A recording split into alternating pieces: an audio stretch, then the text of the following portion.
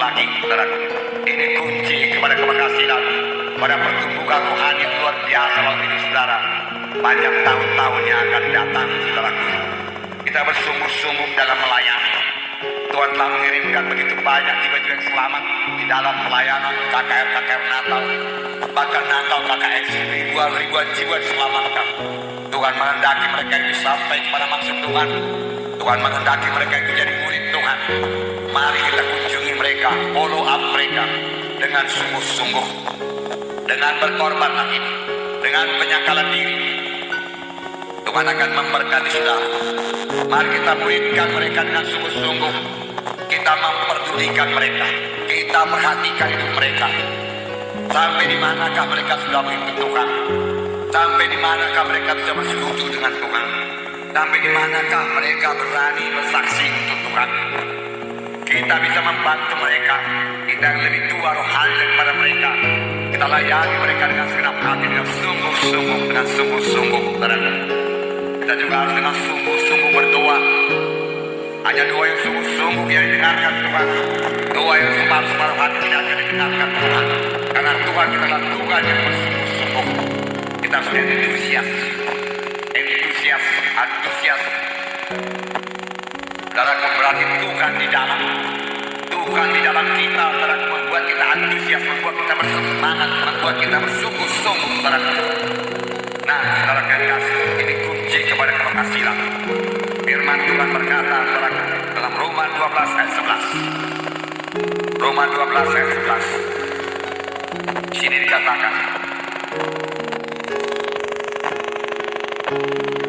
janganlah hendaknya kerajinanmu kendor, biarlah rohmu menyala-nyala, dan layanilah Tuhan. Bersukacita dalam pengharapan, sabar dalam kesesakan, dan bertekunlah di dalam doa.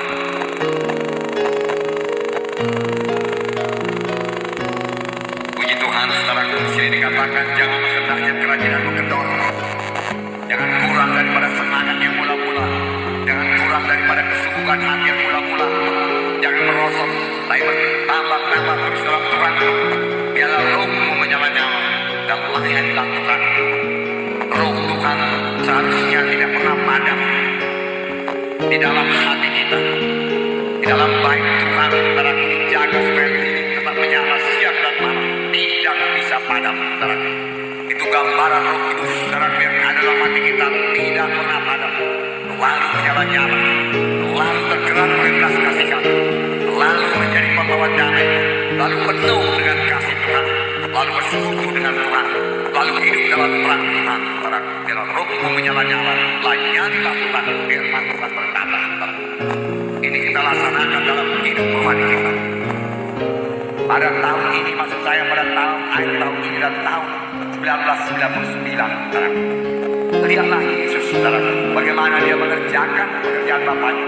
Dia mengerjakan pekerjaan Bapaknya dengan segenap hati, dengan kesungguhan hati.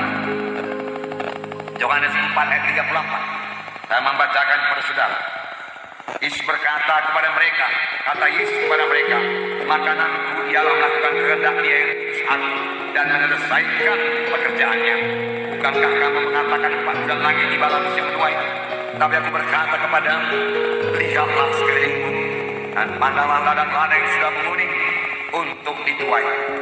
Sekarang juga penuai telah menerima upahnya dan mengumpulkan buah untuk hidup yang kekal, sehingga penabur dan penuai sama-sama bersukacita. Yesus sebenarnya sudah lapar secara badani, tapi di pinggir sumur Samaria itu ada seorang perempuan berdosa yang perlu diselamatkan. Dan Yesus merasa perlu memberikan firman Tuhan kepadanya supaya dia selamat. Dan pada waktu itulah murid-murid datang membawa makanan kepada Tuhan Yesus. Guru, silakan makan, murid-murid berkata. Tapi Tuhan Yesus berkata, ada pada makanan, yaitu untuk melakukan kehendak Dia yang putus hati dan menyelesaikan pekerjaannya. Aku harus mengerjakannya dengan segera-segera, karena waktunya singkat. Tuhan Yesus berkata. Maka Tuhan Yesus berkata, lihatlah sekelilingmu. Kamu berkata 4 bulan lagi baru musim menuai.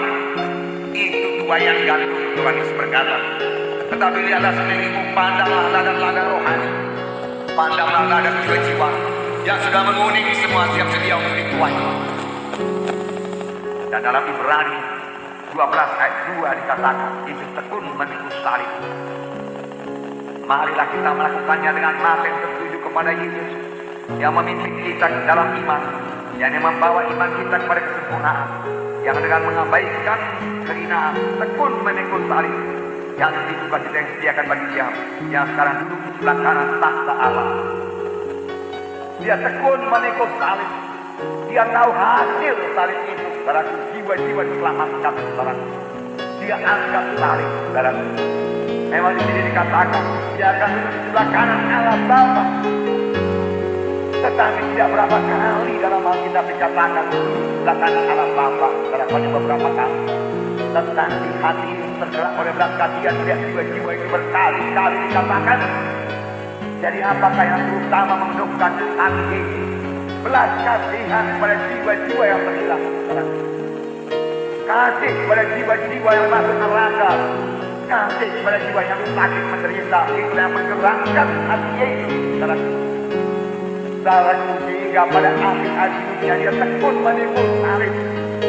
Inilah pelayanan yang terakhir terbesar pada umat manusia.